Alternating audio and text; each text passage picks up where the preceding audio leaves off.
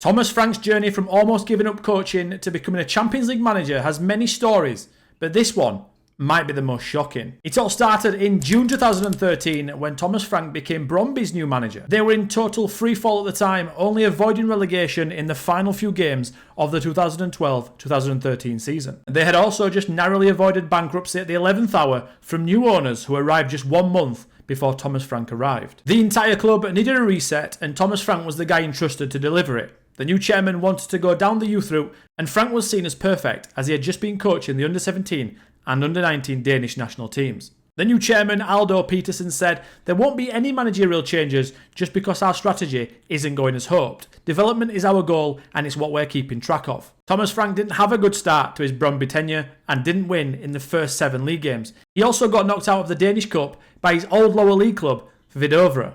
At the end of the first season, Brøndby finished 4th and qualified for Europe for the first time in 3 years. The process was bearing fruit, and the young players, including a young Christian Nergard, who Frank would later manage at Brentford, were improving and could see that it was going in the right direction. But that progress would be halted in April at the end of the first season, as minority shareholder Jan Beck Andersen bought a controlling stake in Brøndby and became the new chairman. Beck Andersen wasn't a fan of the youth-first strategy that had been implemented, and he wanted a title challenge in Frank's second season. Per Ruud, the sporting director at the time, said, "Suddenly, this project that we were working towards was torn up and a host of new players arrived. Money was being pumped into the first team, with big-name signings arriving.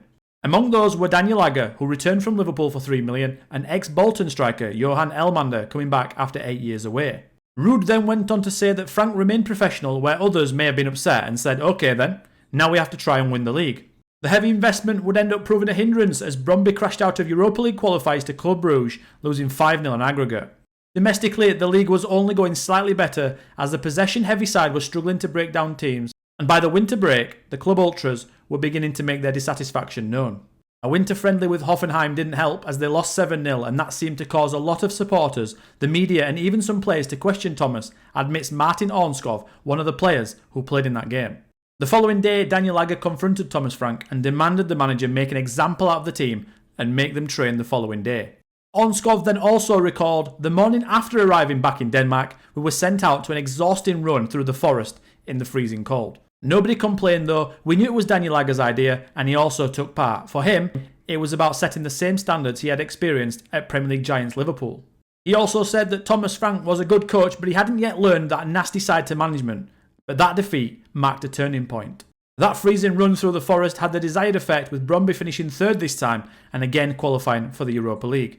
But new chairman Beck Andersen made it clear ahead of Thomas Frank's 3rd season that failure to win and challenge for titles would have consequences. The new season started poorly and another humiliating exit in the Europa League qualifiers, this time by Greek outfit PAOK 6-1 on aggregate. They slightly improved ahead of the winter break, but were sitting in 5th facing another trophyless season. And this is where one of the most scandalous sagas in Brøndby's recent history took place. Over that same winter break, a new account appeared on a Brøndby fan forum online. It heavily criticised Frank and sporting director Per Ruud. There was also questions over Frank's ability to integrate new players and hinted at a lack of authority. The account was called Oscar, and he called for a change of coach. Now, none of that is unusual for a fan forum page regarding any football club in the world, until it was revealed to have been written by none other than the current chairman, Beck Andersen himself, under the Oscar pseudonym. This huge scandal caused media meltdown in Denmark. The players, manager and sporting director felt stabbed in the back and let down. The betrayal for Thomas Frank was a step too far, and after having a chat with the chairman, he decided to leave the club. The culprit, Beck Andersen, also stepped down from his position, but he did reclaim it and still remains on the board to this day.